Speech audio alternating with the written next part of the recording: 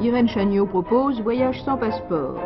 Gabriel Bertrand et Jean Naz se sont rendus en Assam pour entrer en contact avec les peuplades de race tibéto-birmane. Ils nous ont rapporté des images et sont venus nous raconter leur voyage.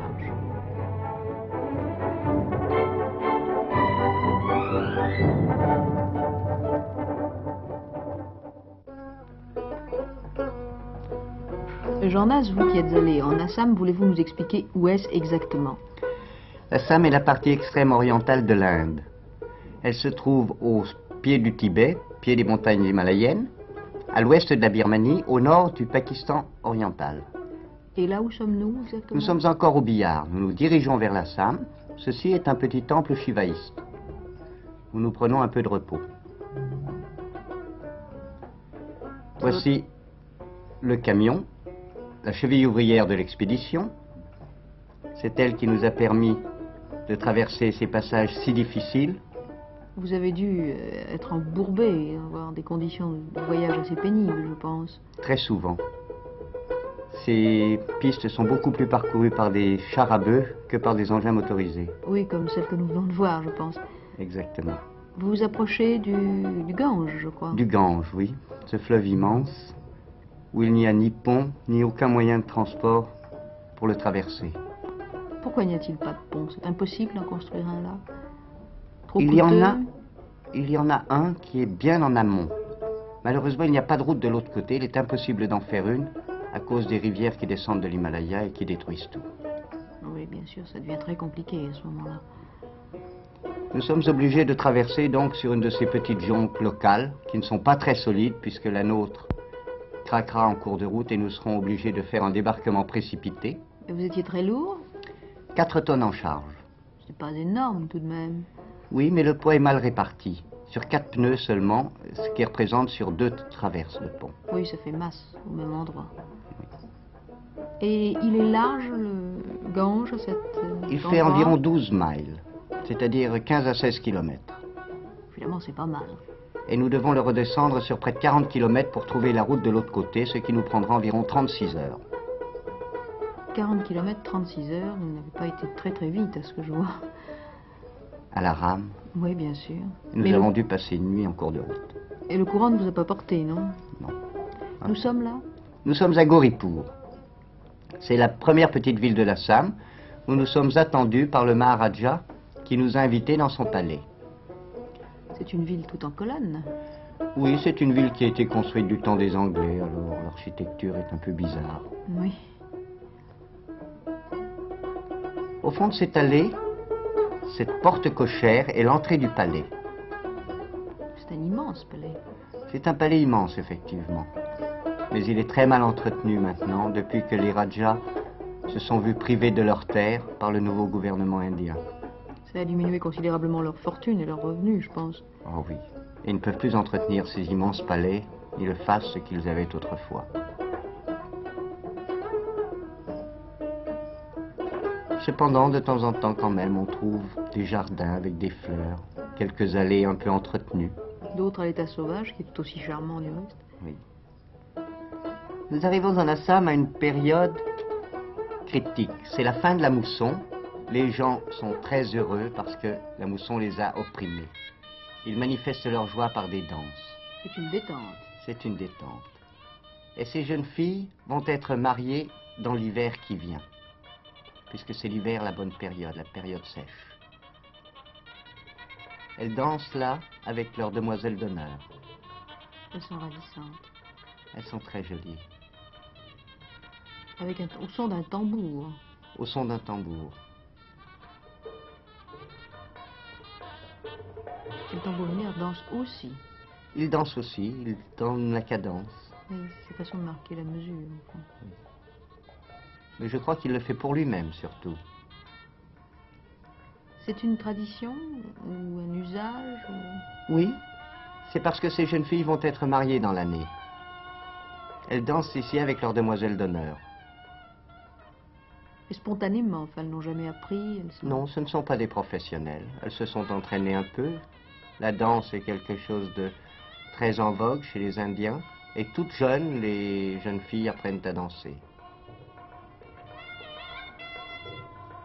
trouve extrêmement gracieuse. Et les vêtements qu'elle porte sont tissés par elle-même, dans cette soie particulière à l'Assam qui n'est pas faite avec le ver à soie, mais que l'on obtient d'un phalène, d'un papillon différent. C'est très joli cette histoire. Oui. Les vers, au lieu d'être élevés sur le mûrier, sont élevés sur des feuilles de ricin. C'est une soie extrêmement solide, mais d'une couleur très particulière et très solide. Voici une des futures mariées qui danse avec sa demoiselle d'honneur.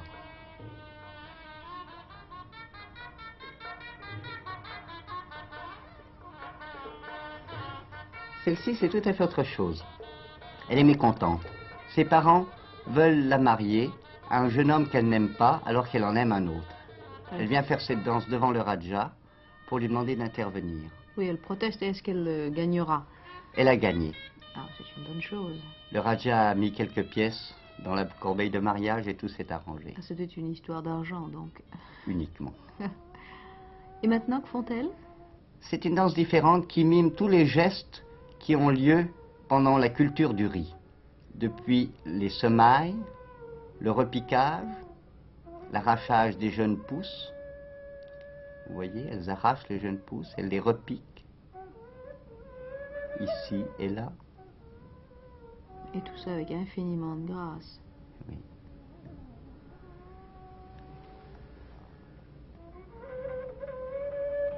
Ces gestes sont également accompagnés de gestes religieux, comme celui-ci, celui-là encore, l'imposition des mains sur le sol, pour demander au génie de nouvelles bonnes récoltes et pour les remercier de la précédente.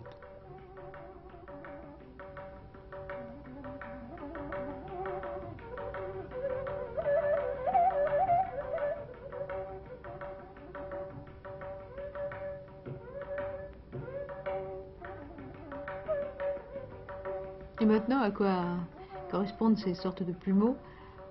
Ces plumeaux sont un symbole. Ils représentent les gerbes de riz, les premières gerbes de riz qui viennent d'être cueillies, qui sont emmenées en procession au village pour être offertes au génie, pour les remercier.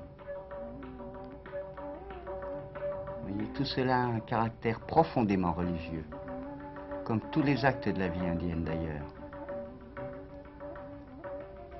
Ensuite, le riz est coupé avec la faucille.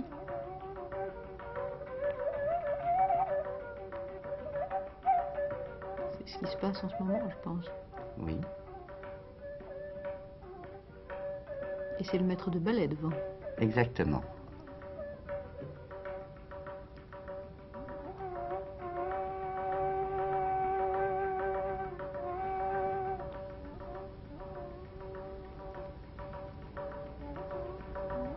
Et maintenant, les jeunes filles vont déposer, du moins faire le geste de déposer le riz dans le grenier.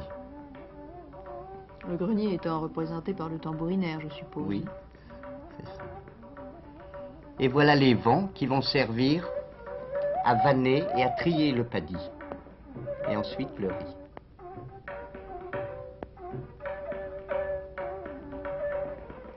Enfin, je vois que toute l'histoire du riz nous est racontée. Oui. Vient ensuite le pilonnage. Nous ne verrons pas la cuisson. Oui, c'est un peu difficile peut-être. Et maintenant, où sommes-nous? Maintenant, nous quittons Gorakhpur et nous partons sur le nord pour atteindre les Mellas, c'est-à-dire des grandes foires qui ont lieu au pied de l'Himalaya et qui sont fréquentées par des Bhoutanais, qui font quelquefois 20 à 30 jours de marche pour atteindre ces marchés, ces foires. Ici, nous traversons des tribus. Nous ne nous arrêtons pas car elles ne sont pas pures. Elles sont très mélangées. Elles ont pris des coutumes un peu à gauche et à droite. Cette femme, par exemple, a des boucles d'oreilles népalaises. Tous les enfants sont couverts de bijoux déjà. Oui, les bijoux sont très en vogue en Assam. Elles sont coquettes. Oui, comme partout, je crois d'ailleurs. Oui, c'est un peu vrai.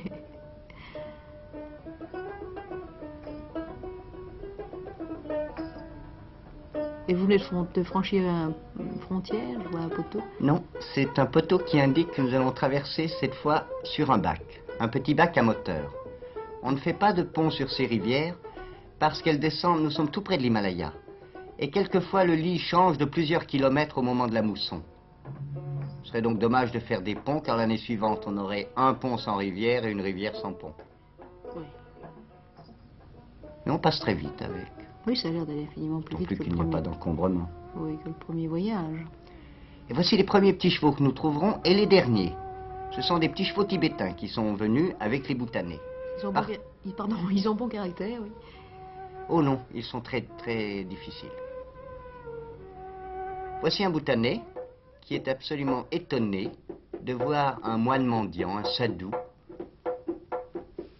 qui gagne sa vie en récitant des prières à longueur de journée. En voici un autre, avec une vache sacrée qu'il exhibe.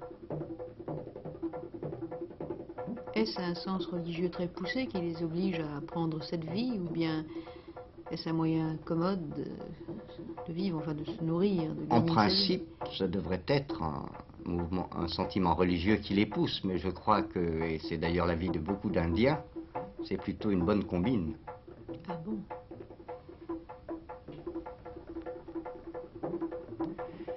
Les Bhoutanais qui descendent sur ces marchés viennent y chercher les épices dont ils sont très privés et le sucre. Car la canne à sucre ne pousse pas dans leur haute montagne. Voici du sucre sous forme de cassonade. Oui, on dirait un peu de charbon de bois. C'est du sucre noir. Oui.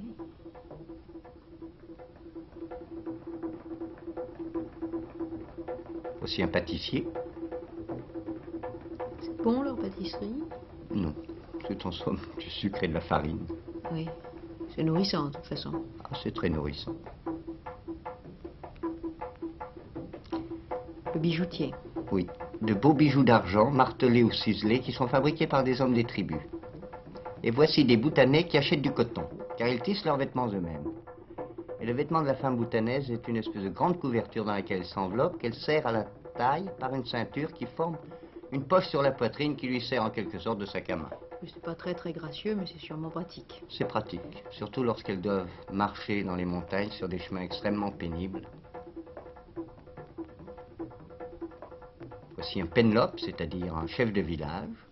Je vois qu'ils ont la coiffure, ils portent la coiffure moderne. C'est probablement de chez les Bhoutanais que nous l'avons rapporté, non? C'est possible, car c'est exactement, ils font la coupe au rasoir. Oui. Et voici le boucher. Oh. C'est stupéfiant quand on pense qu'un Bhoutanais ne se lave jamais de sa vie. L'eau est sacrée et il n'y touche pas.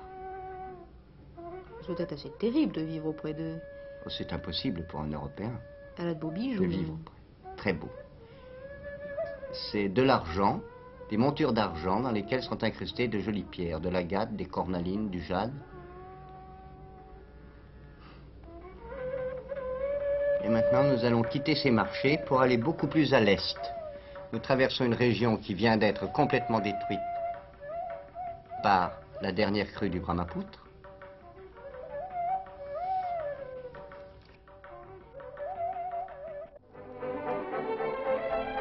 Merci de nous avoir accompagnés cette fois, Jean Naz, et à la semaine prochaine où nous nous rendrons en votre compagnie auprès des Dafla. Irène Chagnot vous a proposé Voyage sans passeport.